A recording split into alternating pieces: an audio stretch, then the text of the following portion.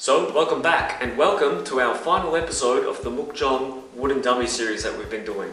Hope you've gotten something out of this. Like I said, originally the idea for this series was to kind of document the form for myself, for my own sort of documentation. So hopefully somebody's getting something out of this, whether it be a bit of inspiration to go out and find a school and learn for yourself, or just for the fun and enjoyment of watching martial arts stuff. You know, each to their own. So what we're going to work on today is the final section of the Muk Jong form, the 108 movements. And it starts off with something called the Bilji. Bilji is pointing hands. It's kind of an eye gouge. If you're that good with your aim, you could gouge an eye or whatever without breaking your fingers, then you're pretty good. Obviously a very advanced sort of a technique if you're going to go for something like that. Personally, my own preference, if you were going to be going for that region, maybe your thumb is a better sort of tool. Your failure rates is a little bit more improved in case if you miss, you're not going to break your fingers. So it's Bilji. Okay, so we start.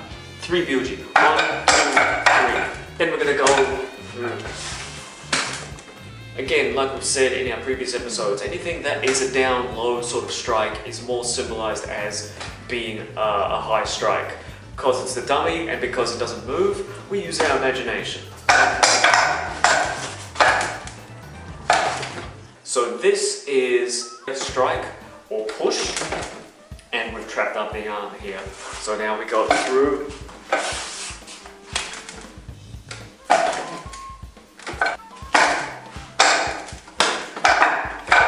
Section can also be interpreted this way.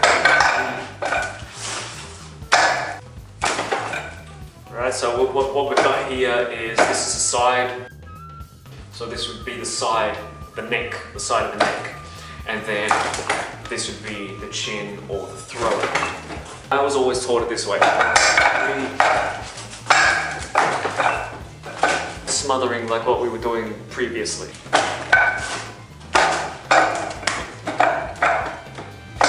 So this takes us into a next bit, which is a circling hand motion. So don't forget, with some of these movements, we are moving our feet and our hips have to turn as well. So this motion translates over to, for instance, weapon forms and sticks. So I can smother with the stick and find my position and opening for a strike. Same goes with hands. And we're also learning to stick to the arms of the opponent, which gives us more control. We can do whatever we want, we can flow around. Anything that presents itself should have your tool set there, all geared up and all loaded for whatever fun bits and pieces that come out. So we go 1, 2, 3. And then we're gonna push the arms up again, which is something that's been reoccurring throughout the whole series, really. Pushing back. So see, you notice how the dummy kind of springs back. Now what I've got here is a low kick that happens simultaneously. And I'm kicking the midsection here of the dummy. This is almost just like a stop kick. This could be interpreted in many different ways there. So 1, 2, 3. And then after our kick here, we go into a knee stomp or a leg stomp. So we're kicking down on the opponent's leg or knee. Something that's presented itself there.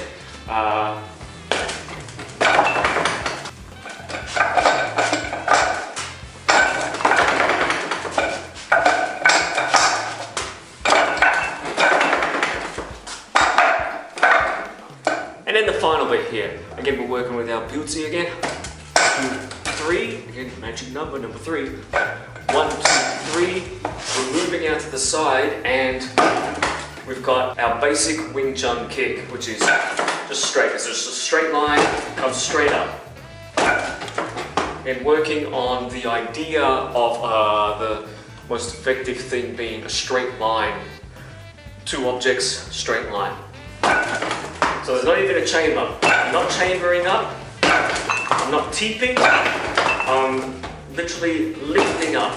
So this comes again from smothering and the other motions and movements that we've been doing through this series, where my leg is keeping close to the dummy's leg. So as soon as there is movement there and I can feel that that leg might move up, I'm straight up for the kick.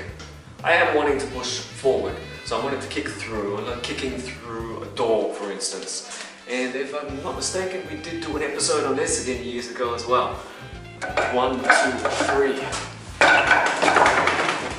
1, 2, 3.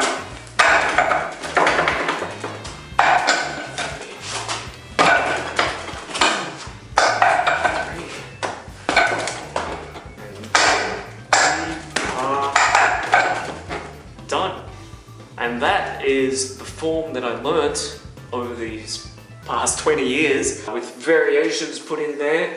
Doing with the Filipino martial arts, the Jeet Kune Do stuff, we're more in a boxing sort of a stance. So for instance, I've got different footwork going on, and it brings a whole new element to the form as well. Other ways that you can approach the dummy, you know, being very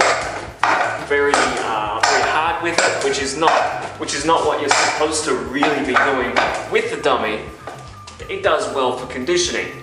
I did find a really nice form of defense against people that would spar and get a little bit too overzealous. And if I was being a nice guy on the day, which I'm always a nice guy, I'm a nice guy, instead of actually roughing them up, I'd give their arms a bit of damage.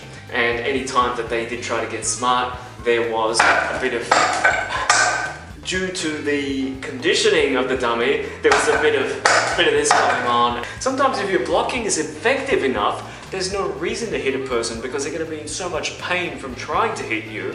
It just kind of nullifies it. So there you have it, that's the last episode. That is the full form for the Muk Jong. I hope it's been informative for you. I hope you've had a good time watching it. I'd like to thank my sifus, the people that I've trained with over the years, the people who have looked out for me, the good teachers, the not so good teachers, and everybody in between. Be sure to subscribe. I've been doing martial arts related videos for a very long time now as Kabuki Fox, and it's much appreciated whenever anybody does give a bit of a thumbs up or a subscription. Thank you to the people that are subscribed and do follow and do comment from time to time.